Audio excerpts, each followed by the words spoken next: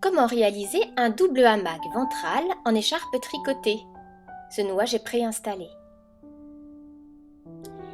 Je prends le milieu de l'écharpe, je le place dans mon dos, le tissu bien à plat. Puis, je vais pouvoir rabattre les deux pans sur chacune de mes épaules. Les deux pans de l'écharpe sont croisés sur mon ventre. Je vérifie que le tissu est le plus à plat possible pendant que j'installe mon écharpe. Je vais venir les croiser également dans mon dos. Le pan qui est en dessous devant sera également en dessous derrière. Pareil, je veille à avoir toujours le tissu le plus plat possible dans mon dos. L'installation sera ainsi plus confortable. Je n'ai plus qu'à nouer sur mon ventre. Ceci est un nœud provisoire. Quand j'ai fait tout ça, je vais prendre le pan du dessus et je le mets en attente sur ma taille. Je commence par installer bébé dans le pan du dessous.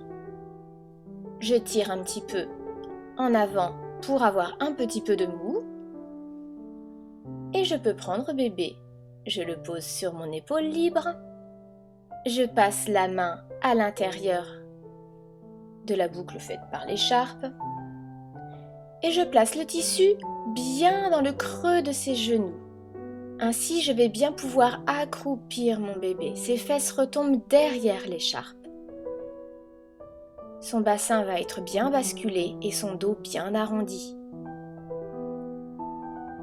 Quand mon bébé est bien positionné, je peux déployer le tissu de l'écharpe dans son dos bien à plat toujours, jusqu'à la hauteur de sa nuque. Je rentre bien ses bras à l'intérieur et je vérifie que ses deux épaules sont bien couvertes par le tissu. Quand j'ai fait cela, je vais pouvoir faire une volte pour ajuster la tension. Je prends le bord supérieur du tissu, je le passe par en dessous pour le placer sur mon épaule, comme une petite manchette. J'ai créé mon premier hamac. Je vais pouvoir faire le deuxième hamac. Je récupère le pan qui est en attente. Je tire un peu vers le bas pour avoir du mou et je le place sur mon épaule. Je déplie le tissu le long de mon bras pour vérifier qu'il n'y a pas de vrille dans le tissu. Puis, je peux déployer mon deuxième hamac dans le dos de bébé. D'abord, je vérifie que les deux jambes sont bien prises par le pan de tissu. Voilà. Donc quand j'ai fait ça, je peux enfin déployer le tissu dans le dos de mon bébé. Voilà, toujours en recouvrant bien les deux épaules jusqu'à la hauteur de la nuque. Je corrige la position de mon bébé au fur et à mesure, je vérifie qu'il est toujours bien accroupi. Je vais faire la deuxième volte pour bien ajuster la tension du tissu.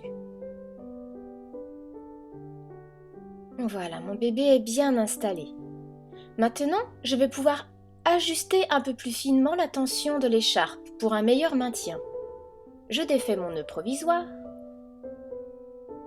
Je vais coincer un pan entre mes genoux et je vais commencer par régler le pan qui correspond au premier hamac, celui qui est en dessous. Et je vais venir faire comme un serrage pli par pli. Voilà, donc je prends d'abord le bord, je tends plus le tissu et puis dans toute la largeur de l'écharpe, je viens tendre le tissu un peu plus. Et je fais pareil de l'autre côté, afin de vraiment bien ajuster la tension pour que mon bébé soit maintenu le mieux possible. Voilà, je n'ai plus qu'à nouer sous les fesses de bébé. Je fais un double nœud bien serré.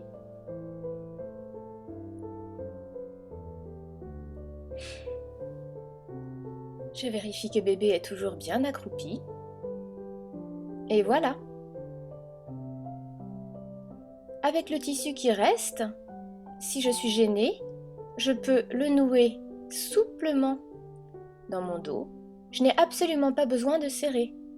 Au contraire, il vaut mieux que ce soit lâche pour ne pas comprimer ma zone abdominale. Voilà, bon portage!